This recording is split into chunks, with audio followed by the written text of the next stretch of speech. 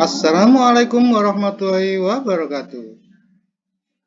Kali ini saya akan membagikan cerita baik yang telah saya lakukan selama kegiatan PPG Daljab kategori 1 tahun 2022. Di sini best practice-nya menggunakan metode STAR, yaitu menyusun cerita baik menggunakan metode situasi, tantangan, aksi, refleksi, hasil, dan dampak terkait pengalaman mengatasi permasalahan siswa dalam pembelajaran. Situasi yang terjadi karena berlatar belakang media dan model pembelajaran kurang inovatif. Kemudian, karena rendahnya hasil belajar siswa.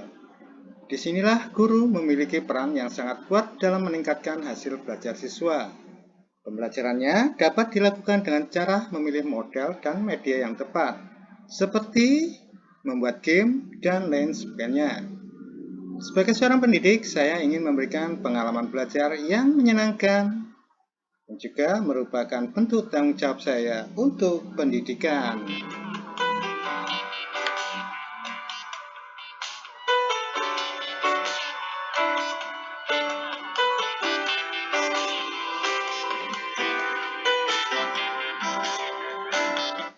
Tantangan yang terjadi yaitu untuk mencapai tujuan tersebut, kita harus menyesuaikan materi ajar. Sejak era pandemi kemarin, memang kita belum sepenuhnya mengenal siswa. Kemudian tidak semua siswa memiliki HP. Dan kendala yang paling sering terjadi adalah koneksi internet. Untuk itulah perlu melibatkan berbagai pihak, terutama pihak sekolah, di sini rekan sejawat, kemudian kepala sekolah, dan para ahli. Para ahli yang dimaksud adalah bisa dengan wawancara dengan guru senior yang ada di sekolah kita, karena mereka memiliki pengalaman yang sangat banyak sekali. Di samping itu, kita juga perlu melibatkan orang tua siswa itu sendiri. Pada tahap aksi, langkah-langkah untuk menghadapi tantangan tersebut, di sini guru harus bisa menyampaikan materi kepada siswa seefektif mungkin. Guru bisa mengadakan uji kemampuan terhadap siswa di dalam kelas untuk mengetahui gambaran awal kemampuan siswa, atau biasa kita sebut dengan survei awal pembelajaran. Strategi yang saya gunakan di samping pendekatan pemahaman kepada orang tua siswa, juga melakukan strategi yang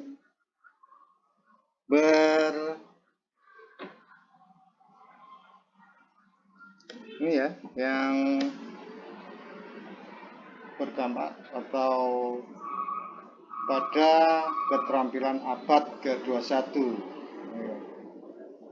Kemudian sumber dayanya kita manfaatkan sarana dan prasarana sekolah berupa Chromebook dan WiFi. Beberapa alternatif solusi ini perlu kita eksplorasi lebih lanjut. Apa saja yang menjadi solusi yang bisa kita gunakan pada pembelajaran? Di sini saya mengeksplor bahwa pembelajaran ini bisa dengan melakukan pengembangan pembelajaran blended learning, ya, karena kita bisa mengkombinasikan berbagai bentuk model dan media pembelajaran. Kemudian bisa kita gunakan media interaktif Google Sites. Nah, model pembelajaran ya, ini berbentuk problem based learning. Medianya di samping media Google Sites juga bisa menggunakan media Google Classroom.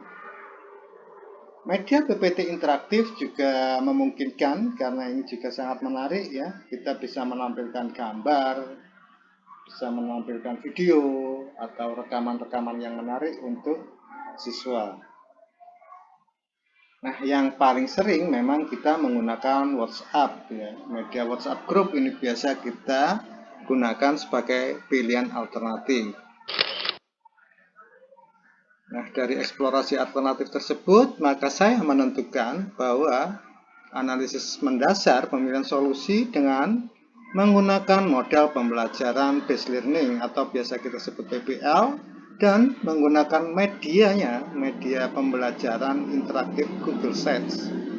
Nah, di sini karena saya beranggapan dapat memberikan dampak, siswa lebih tertarik pada pembelajaran.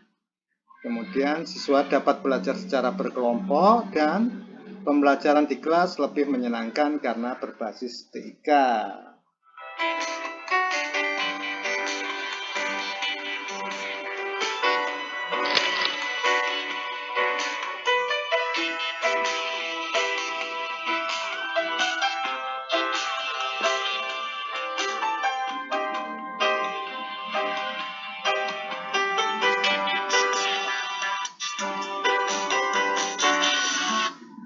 Model pembelajaran PBL ini sendiri karena orientasinya pada peserta didik. Kemudian kita mengorganisasi siswa untuk belajar. Ya. Selanjutnya kita juga bisa membimbing penyelidikan secara individu atau tiap-tiap siswa kita perhatikan dengan baik maupun juga membimbing secara berkelompok. Nah.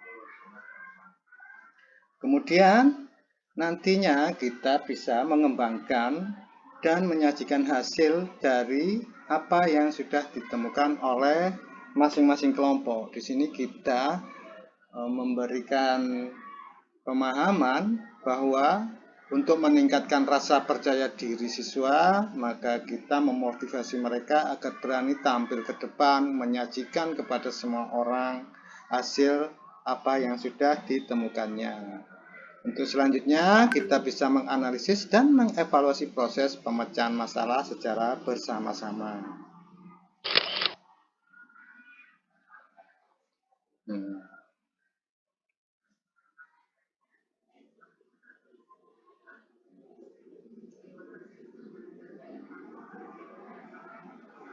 Oke, karena saya menggunakan media Google Sites ya. Di sini karena domainnya itu adalah google.com. Di sini kita tahu bahwa Google menyediakan berbagai macam fitur yang sesuai dengan kemampuan kita. Kita bisa memilih apa yang kita inginkan.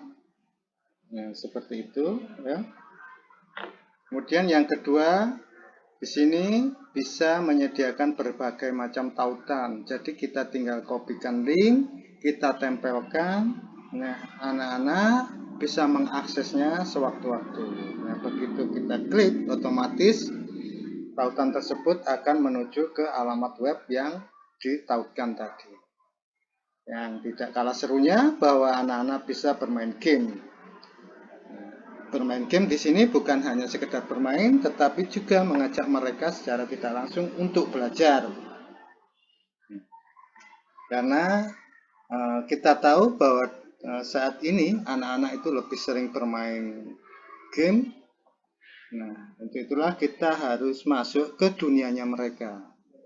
Kita harus masuk ke dunia mereka secara tidak langsung kita mengajak mereka untuk belajar bersama.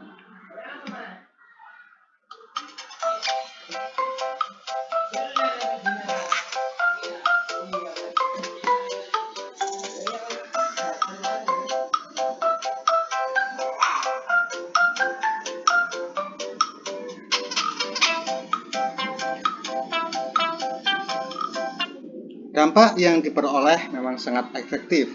Siswa sangat tertarik pada pembelajaran yang dilakukan dengan melalui pembelajaran luring maupun daring, karena seluruh perangkat, baik perangkat guru maupun perangkat siswa itu harus berfungsi dengan baik. Jika tidak, meskipun guru maupun siswa sudah berbicara sangat keras ya, tetapi banyak siswa yang kurang merespon seperti itu. Nah, di sini dengan metode pembelajaran daring seperti ini, anak-anak bisa mengakses sewaktu-waktu, jadi tidak bisa saat itu juga. Jika tidak bisa diakses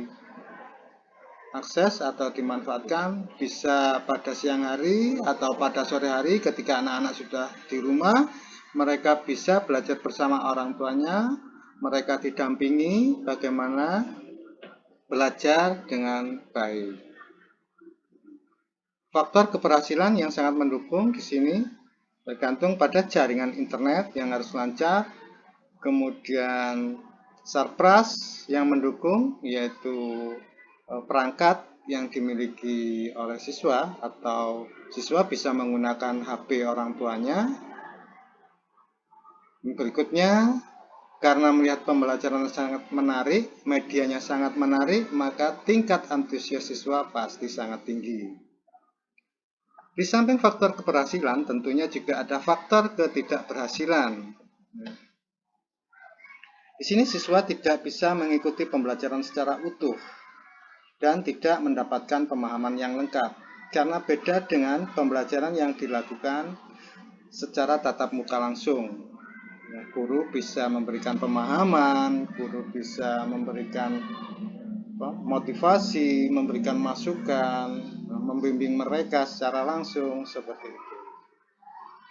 Berikutnya, belum adanya angket atau survei untuk siswa terhadap pembelajaran yang dilakukan oleh guru. Nah, ini kedepannya akan kita perbaiki setelah kita melakukan pembelajaran daring.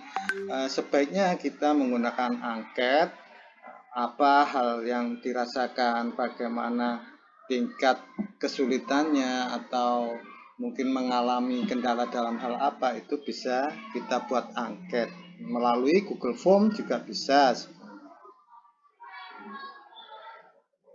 Nah, inilah hasil refleksi dan dampak yang ditemukan. Jadi seperti itu, Bapak Ibu semuanya, rekan-rekan sejawat. Mudah-mudahan cerita baik ini bisa menginspirasi semua teman. Mohon kritik, saran, dan masukan agar pembelajaran yang saya lakukan ke depannya pasti bisa lebih meningkat lagi dan bisa lebih baik lagi. Selamat beraktivitas, semoga sehat selalu. Saya akhiri, wassalamualaikum warahmatullahi wabarakatuh.